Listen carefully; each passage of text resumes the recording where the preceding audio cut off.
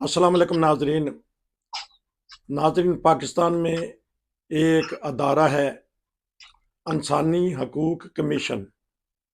उसके एक मेंबर हैं मेरे साथ। हालिया में एक उन्होंने सर्कुलर जारी किया है, उस पे मैं बात करूँगा। जी अस्सलाम वालेकुम। जी, वालेकुम अस्सलाम रहमतुल्लाहि व बरकातहू। सर, ये एक सर्कुलर जारी हुआ है जिसमें उन्होंने इतराफ़ किया है कि पाकिस्तान में जमात-ए-अहमद के जो अफ़राद हैं उनको तंग किया जा रहा है या बाज़ मामलात में जो उनके हकूक़ हैं उनको नहीं दिए जा रहे। इस किस्म की कोई खबर है या सर्कुलर है? ये बताइएगा कि इसका मकसद क्या है? जारी करने का किसी का दबाव था? और अगर ये हक पे ही मुबनी है तो इंतज़ामिया और पुलिस और हुकूमत ये फिर क्यों नहीं इस बात पे तवज्जो देते? जी बताइएगा। जी, वालेकुम अस्सलाम। देखिए, मैं सबसे पहले एक बात क्लियर करना चाहता हूँ कि मैं एचआरसीपी का मेंबर हूँ, एचआरसीपी का तर्जुमान नहीं है। एचआरसीपी का एक अपना जो मौक़िफ़ होता है, वो उसका अपना इदारा खुद ही देता है। जी। और अब किसी भी मेंबर को इस तरह अलाउ नहीं होता है कि वो उस पे कोई बात करेगा। मैं अगर कोई बात कर रहा हूँ तो मेंबर होना मेरा तारफ़ है, लेकिन कभी मैं एचआरसीपी के मौक़िफ़ को जो है वो उसका तर्जुमान ही बयान करे तो ज़्यादा बेहतर होता है। जी। दूसरी बात ये है कि ये जो नोटिफ़िकेशन को कह रहे हैं या ये प्रेस रिलीज़ है, एचआरसीपी एक पाकिस्तान का बड़ा काबिल-ए-कदर, बड़ा काबिल-ए-एहतराम और बड़ा एक अहम इदारा है कि जिसके इंसानी हकूक़ पे बड़ी खिदमत है और बड़ी गहरी नज़र रखता है। वो मुख्तलिफ इवेंट्स, वो इंडिविजुअल भी हो सकते हैं, वो मुख्तलिफ इदारों के भी हो सकते हैं, वो किसी कम्युनिटी के भी हो सकते हैं। उन पे नज़र रखता है। अगर कहीं किसी के साथ ज़्यादती हो रही है, नाजायज़ हो रहा है, तो वो हमेशा उस पे बोलता भी है।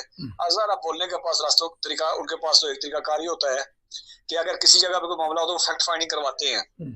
फैक्ट फाइंडिंग के लिए 2-4 मेंबरान अपने भेजते हैं और चेक करते हैं कि ये मामलात क्या हैं, फिर रिपोर्टिंग होती है। सेकंडली होता है कि जब कोई खबर उनके पास है, उसको प्रेस रिलीज़ जारी करते हैं, तो ये भी प्रेस रिलीज़ जारी किया गया है।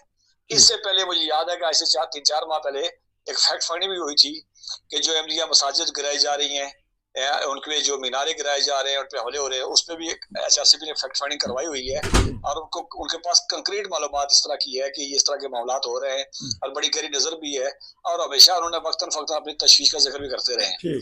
हम अगर कल वाले इस प्रेस रिलीज़ की बात करें, तो ये बड़ी हकीकत है, तस्लीम-शुदा बात है। इंसानी हकूक़ के इदारे हों या इंसानी हकूक़ से कंसर्न वो लोग जो इंसानी हकूक़ की सुपरमेसी की बात करते हैं, मुल्क के अंदर लॉ एनफोर्समेंट की जो है बहाली की बात करते हैं, मुल्क के अंदर अमन की बात करते हैं, मुल्क के अंदर तमाम इंसानों को बराबर हकूक़ की बात करते हैं, वो हमेशा ही इस पे बात भी करते रहे हैं और उनका कंसर्न भी रहा है।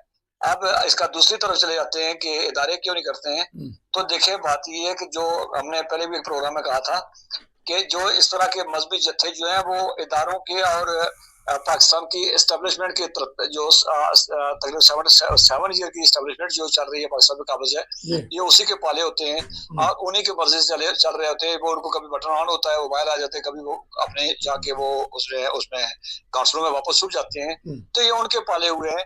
एचआरसीपी एक इंडिपेंडेंट इदारा है और उसका हुकूमत के मौक़िफ़ से कोई तल्लुक़ नहीं होता है। वो तजवीज़ दे सकता है, वो कह सकता है, वो सालाना अपनी रिपोर्ट छापता है, उसमें वो कह देता है कि साहब ये नाइंसाफ़ी हुई है।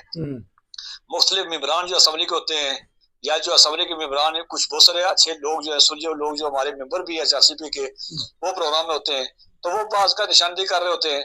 लेकिन मामलात यही हैं कि इस हुकूमत के मामलात ही कोई अजीब से हैं। जिस तरह सिंध में हमला हुआ है, अमरिया के मसाजिद पे हमला हुआ, सांगड़ में हुआ, फिर पुरखास में हुआ, कराची के अंदर डे लाइट में हुआ, लेकिन बिलावल साहब बाहर बैठ के कहते हैं अमन की बात है। पंजाब के अंदर तसलसल से हो रहा है, पुलिस जो है वो जाके मीनारे गिरा रही है।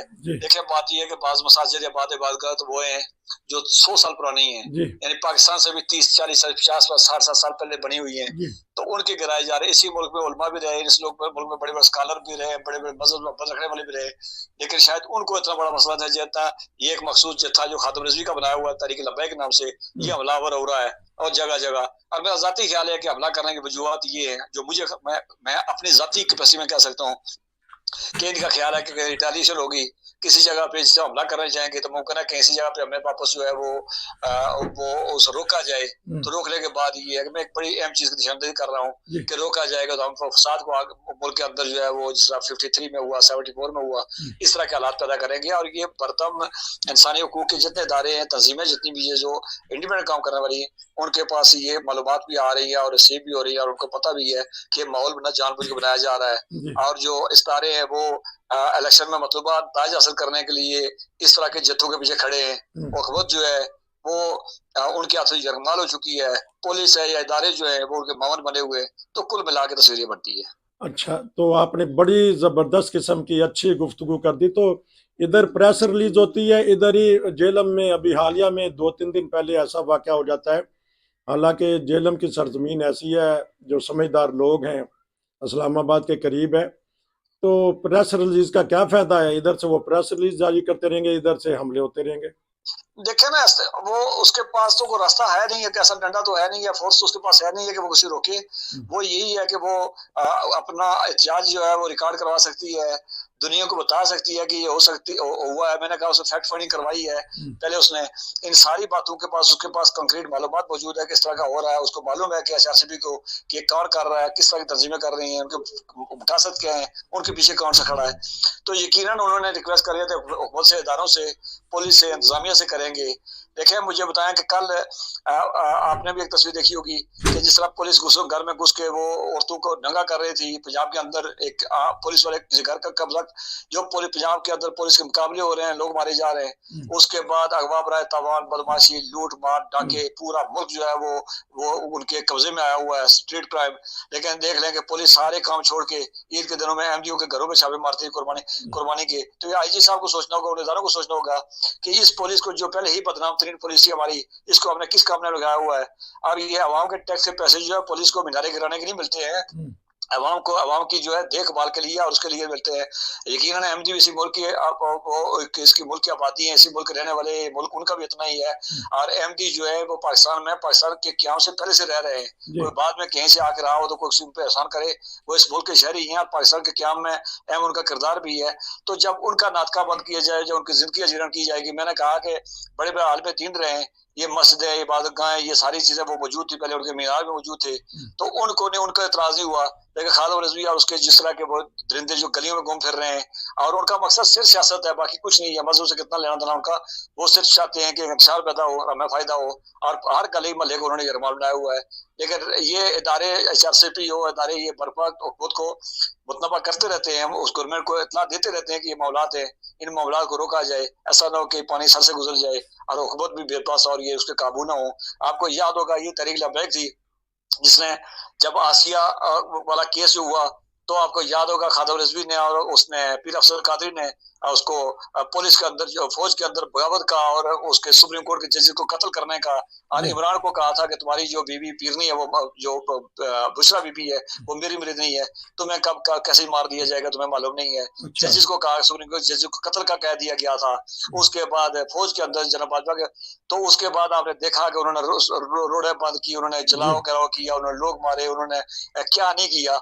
तो ये सारे जत्थे जो है बनाए हुए हैं, और उसके बाद वो जब भी कोई मामलात होता है तो वो बाहर निकल आते हैं, और वो जो आंखें बंद कर, मैंने कहा कि एस्टेब्लिशमेंट जो है वो मतलब ताज हासिल करने के लिए खामोश बैठी हुई है, पुलिस की रमाल बनी हुई है। अब जो सियासतदान जो है या जो हुकूमत के अंदर बैठे हुए हैं, वो खामोश इसलिए हैं कि जिन लबैक की नाराजगी हो गई। तो हमें कल वो आपको याद होगा कि इन्होंने नवाज शरीफ पे एक इल्जाम लगा कि जिसने इलेक्शन तरमीम, कोई तरमीम नहीं थी, कोई किसी का कोई सबूत नहीं, किसी आपने कोई बात नहीं हुई है, उस पर एहसन इकबाल को गोली मार दी गई थी। तो ये सारी चीजें देख मिला के हुक्मरान जो डरे हुए हैं, इदारे जो है उनके वो उनके आशीर्वाद मौजूद है, पुलिस जो जरमाल बनी हुई है, और ये दरिंदों की तरह खुले फिर रहे हैं। एचआरसीबी इस दौर में इतना ही कर सकते, उसके पास कितनी बात है। लेकिन फिर भी रोशनी की किरण है कि कोई तो मुल्क में ऐसा इदारा है कि जो इस जुल्म जबर और इस तारीकी के दौर में अपनी आवाज बुलंद करता है, चीखता है, चिल्लाता है, आवाम को बताता है कि ये हो रहा है। अच्छा, आखिर में ये बता दीजिएगा, बड़ी और इस हिस्से में भी आपने बड़ा तफसील से बताया कि वैसे तो हमारे वहाँ पैमरा या दूसरे अदारे हैं, वो एमडीओ का नाम भी नहीं लेने देते और बहुत सारी पाबंदियाँ होती हैं। तो लेकिन ये व्हाट्सएप ग्रुप पे तहरीक लबैक वाले या इस तरह जो इश्तियाल फैलाती हैं, तालिबान की तहरीक भी हो गई, वो जल्दी से फिर आग इस तरह फैलती है जंगल की तरह, जंगल में जिस तरह लग जाती है।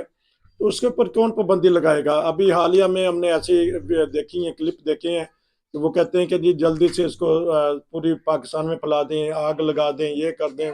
इसके ऊपर कौन पाबंदी लगाएगा? वैसे अहमदियों ये का कोई नाम लेना भी बार पाबंदी है। बार निशानदेह इदारों की तरफ कर रहा हूँ, बार बार इदारों की तरफ कर रहा हूँ हम्म, कि इदारे जो है, मैं इदारों की बात कर रहा हूँ, मैं उसमें सब इदारों की बात कर रहा हूँ हम्म, कि जिन इदारों की एक इदारे कुछ जो है वो उनकी आशीर्वाद है, जी, जो खामोश हो, जिसकी जिसकी जिसकी मसलत है तो खामोशी हो, तो वो भी उस जुर्म में बराबर शरीक होता है। जी, तो वो तमाम इदारे शरीक है कि जो इस तरह के जालत जिन्होंने उसको परवान चढ़ा रहे हैं, जिनकी जिम्मेदारी है वो रोक नहीं रहे हैं, जिनकी जिम्मेदारी है कि उसकी तशहीर को रोके वो रोक नहीं रहे हैं, तो तमाम इदारे जिम्मेदार हैं।